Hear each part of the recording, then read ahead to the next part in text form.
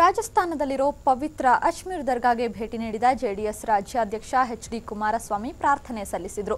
ಕುಮಾರಸ್ವಾಮಿ ಜೊತೆ ಶಾಸಕರಾದ ಜಮೀರ್ ಅಹಮದ್, ಎಚ್.ಸಿ. ಬಾಲಕೃಷ್ಣ, ಅಬ್ದುಲ್ ಅಜೀಂ ಸೇರಿದಂತೆ ಹಲವು ಮುಖಂಡರು ಕೂಡ ಪ್ರಾರ್ಥನೆ ಸಲ್ಲಿಸಿದರು.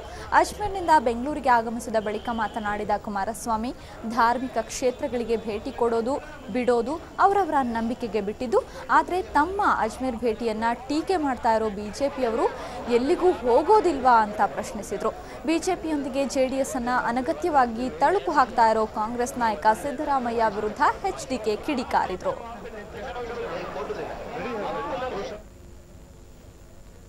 ಅದು ವಿಷಯವನ್ನು ಹೇಳಿದ್ದೇನೆ. ಪಟ್ಟಿಯನ್ನು ಬಿಡುಗಡೆ ಮಾಡೋದಕ್ಕಿಂತ ಮುಂಚೆ ಒಂದು ಧಾರ್ಮಿಕ ಸ್ಥಳಕ್ಕೆ ಭೇಟಿ ಕೊಟ್ಟು ನಂತರ ಬಿಡುಗಡೆ ಮಾಡ್ತಾ ಇದ್ದೇವೆ ಅಂತಕ್ಕಂಥ ಮಾತು ಹೇಳಿದ್ದೆ.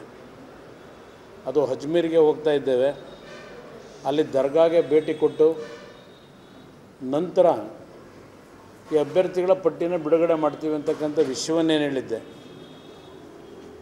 ಅದೇ ರೀತಿಯಲ್ಲಿ ಇವತ್ತು ಅಜ್ಮೀರ್ಗೆ ಹೋಗಿ ಅಲ್ಲಿ ಪ್ರಾರ್ಥನೆಯನ್ನು ಸಲ್ಲಿಸಿ ಬಂದಿದ್ದೇನೆ. ನಾಳೆಯ ದಿವಸ ಇನ್ನೂ ಕೆಲವು ಧಾರ್ಮಿಕ ಕ್ಷೇತ್ರಗಳಿಗೆ ಭೇಟಿ ಕೊಡ್ತಾ ಇದ್ದೇನೆ. ಇದು ಬಿಜೆಪಿಯ ನಾಯಕರು ನಿನ್ನೆ ಒಂದು ಹೇಳಿಕೆ ಕೊಟ್ಟಿರೋದನ್ನು ಗಮನಿಸಿದ್ದೇನೆ. ಇದು ಚುನಾವಣೆಯ ಒಂದು ನೀತಿ ಉಲ್ಲಂಘನೆ ಆಗ್ತಕ್ಕಂಥದ್ದು. ಒಂದು ಸಮಾಜವನ್ನು ಒಂದು ಧಾರ್ಮಿಕ ಕ್ಷೇತ್ರಕ್ಕೆ ಭೇಟಿ ಕೊಟ್ಟು ಆ ಸಮಾಜದ ಮೇಲೆ ಓಲೈಕೆಯನ್ನು ಮಾಡ್ಕೊಳ್ಳಿಕ್ಕೆ, ಪ್ರಭಾವವನ್ನು ಬೀರಲಿಕ್ಕೆ ಈ ರೀತಿಯ ಒಂದು ಹೇಳಿಕೆಯನ್ನು ಕೊಟ್ಟು ಚುನಾವಣೆಯ ನೀತಿ ಸಮಿತಿಯ ಉಲ್ಲಂಘನೆಯಾಗಿದೆ ಅಂತಕ್ಕಂಥ ಮಾತನ್ನು ಹೇಳಿದ್ದಾರೆ. ಆ ಮಹಾನುಭಾವರಿಗೆ ಕೇಳಲಿಕ್ಕೆ ಬಯಸ್ತೀನಿ, ಇವತ್ತು ಅವರ ಪಕ್ಷದ ನಾಯಕರುಗಳು ಚುನಾವಣಾ ಪ್ರಚಾರ ಸಭೆಗೆ ಹೋಗೋದಕ್ಕಿಂತ ಮುಂಚೆ ದೇವಸ್ಥಾನಗಳಿಗೆ ಭೇಟಿ ಕೊಡಲಿವೆ. ಈಗ ಚುನಾವಣೆಯಲ್ಲಿ ನಿಲ್ತಕ್ಕಂಥ ಎಲ್ಲ ವ್ಯಕ್ತಿಗಳು ನಾಮಪತ್ರವನ್ನು ಸಲ್ಲಿಸಲಿಕ್ಕೆ ಮುಂಚೆ ಅವರವರಿಗೆ ನಂಬಿಕೆ ಇರತಕ್ಕಂಥ ಧಾರ್ಮಿಕ ಕ್ಷೇತ್ರಗಳಿಗೆ ಭೇಟಿ ಕೊಡ್ತಕ್ಕಂಥದ್ದಿರ್ಬೋದು, ಅವರವರದೇ ಆದಂಥ ಕೆಲವು ನಂಬಿಕೆಗಳನ್ನು ಒಂದು ಉತ್ತಮವಾದಂಥ ಒಳ್ಳೆಯ ಕೆಲಸವನ್ನು ಮಾಡ್ತಕ್ಕಂಥ ಸಂದರ್ಭದಲ್ಲಿ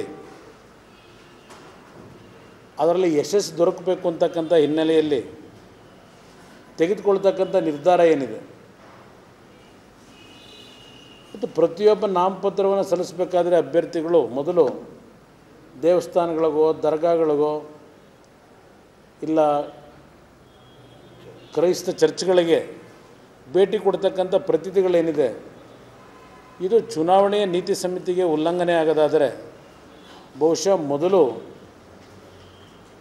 ಕ್ರಮ ತೆಗೆದುಕೋಬೇಕಾಗೋದು ಬಿ ಜೆ ಪಿ ನಾಯಕರುಗಳ ಮೇಲೆ ಅಂತ ಅನ್ನೋದನ್ನು ಹೇಳಲಿಕ್ಕೆ ಬಯಸ್ತೀನಿ.